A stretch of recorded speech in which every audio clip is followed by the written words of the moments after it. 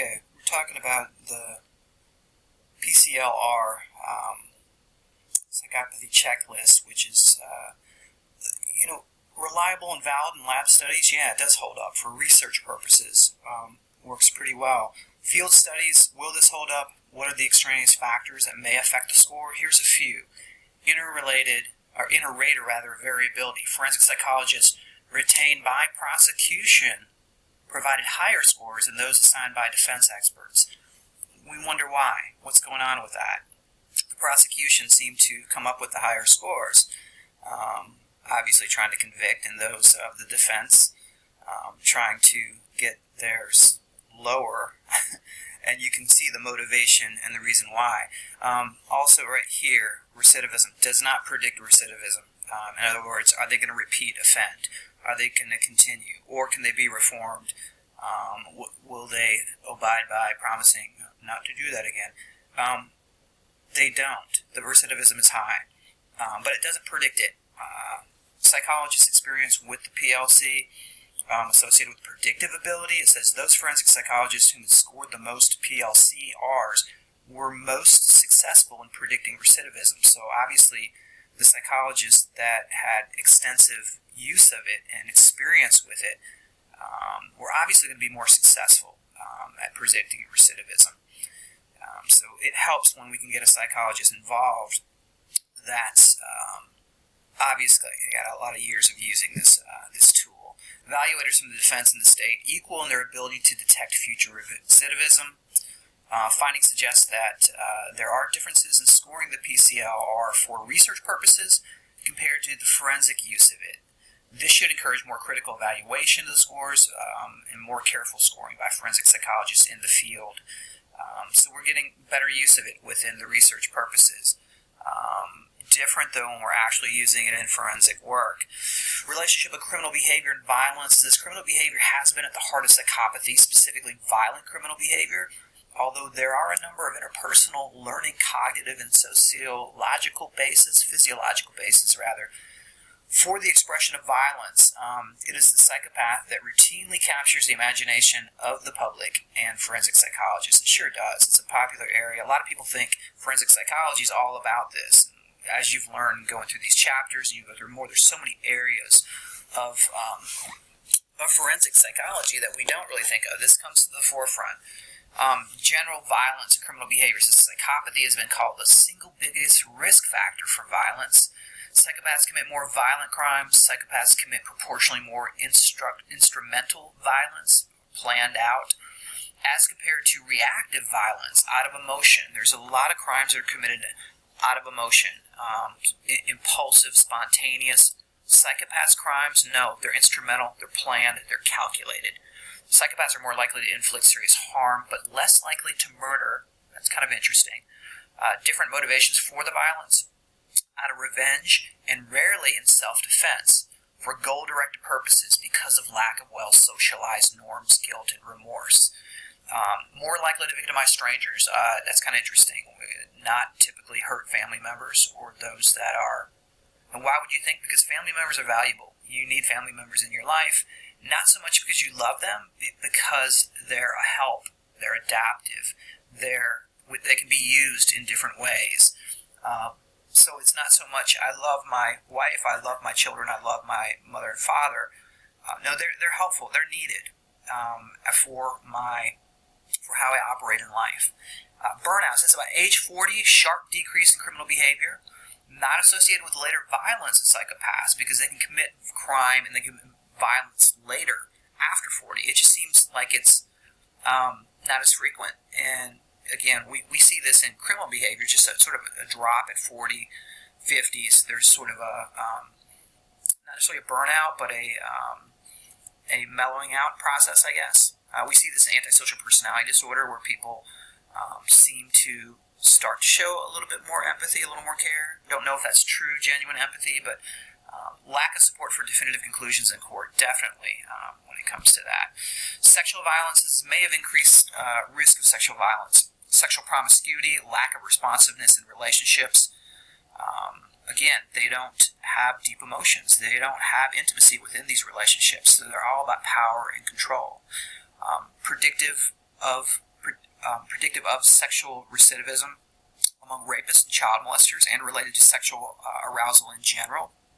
Also, the higher the PCLR scores, commit more frequent and more severe levels of violent sexual offenses. So those correlate. The higher the PCL score, the more frequent or more often you do see sexual violence within those offenders.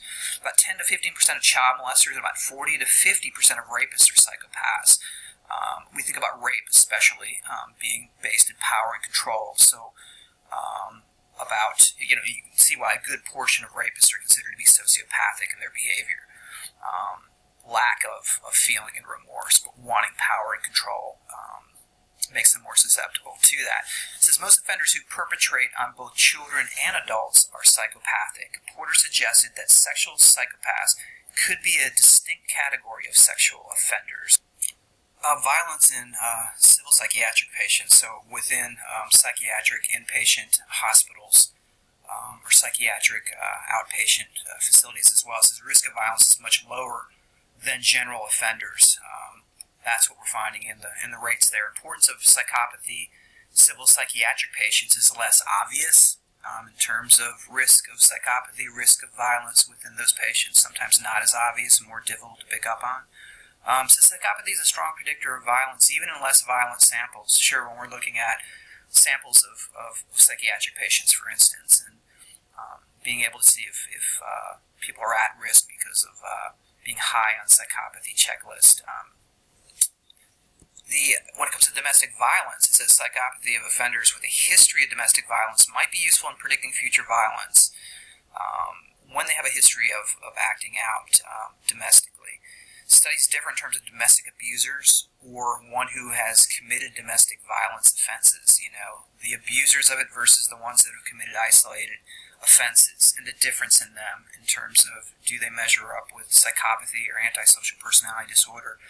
So that last bullet point, right here, the relationship between psychopathy and violence or domestic violence is not yet clear. There really isn't, because when we think of domestic violence, often we're thinking of people that sometimes are intoxicated. In fact, I think if you talk to law enforcement when they're called to domestic disputes, not unusual to have alcohol in the picture. But we think of those sometimes as being predicated by other things.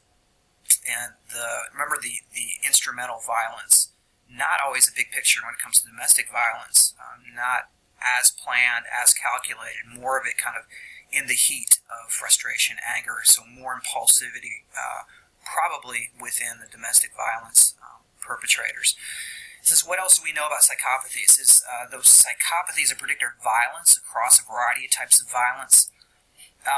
The PCLR is not intended to be a risk assessment measure. It's really not. It's a diagnostic tool for psychopathy. Recent studies suggested that the PCLR was the poorest predictor of a host of risk assessment tools.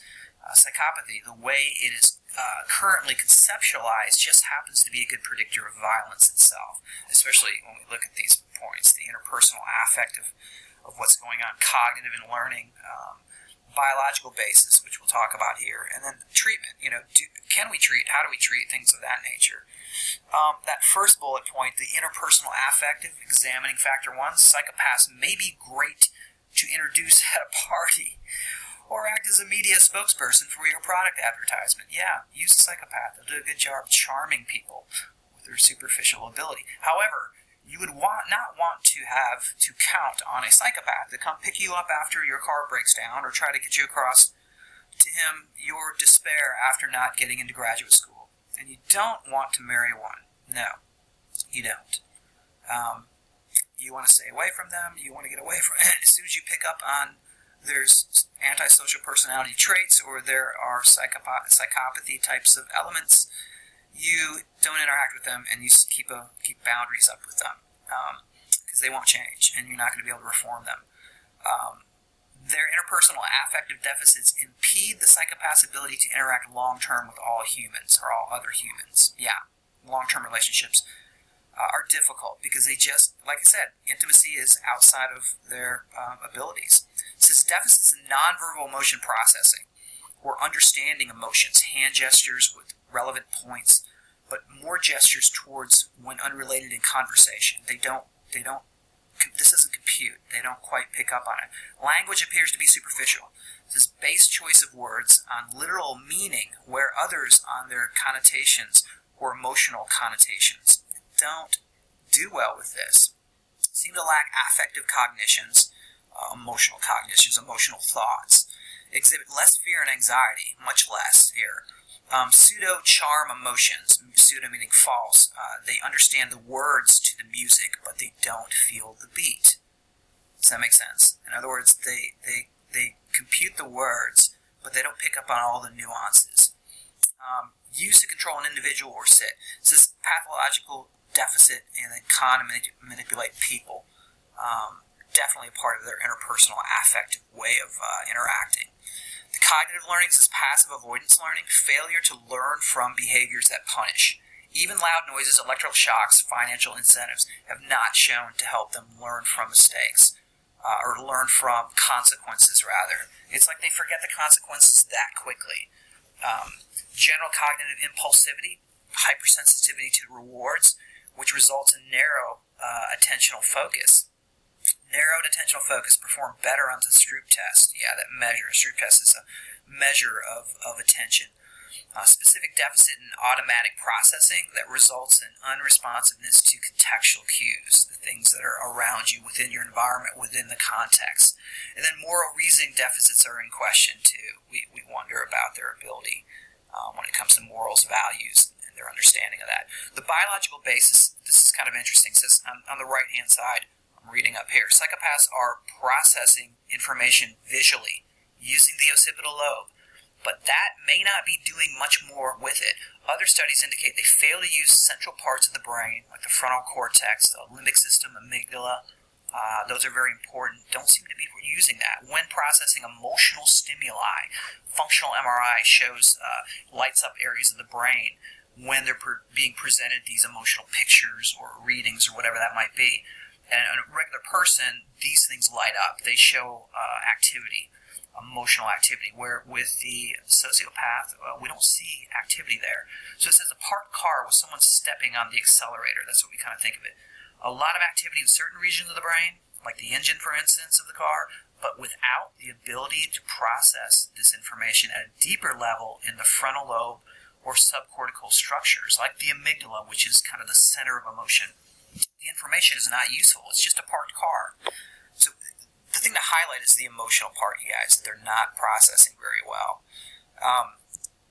Treatment of psychopaths may be less likely to form emotional attachments needed for effective psychotherapy. You have to develop trust, and you have to develop rapport with a therapist, and you have to trust that this therapist has your best interest at hand in order to make yourself vulnerable. They don't know what vulnerability means or how to make themselves vulnerable anyways. Stay in program for shorter periods of time. They drop out of therapy. They drop out of treatment programs. They're less motivated. They really don't want to get better. They don't see a reason to change. They don't think there's anything wrong with them. Violence for treated psychopaths, 77%, is higher than untreated psychopaths, about 55%. Gives them insight into emotions of others. This is kind of interesting. Making them more effective criminals. They use what they learn in therapy to manipulate people. So they might stay in treatment and work treatment, but their motivation is to become better at manipulating people, better understanding the emotional makeup of others, even though they don't experience it. It makes them better at manipulating other people. Recent studies are challenging the belief that treatment is ineffective in psychopaths. Yeah, it's debatable, guys. There's a lot of research that shows that there's not good change, and there is high recidivism, etc. But there's other research that's backing, we're coming up with some ways to try to help.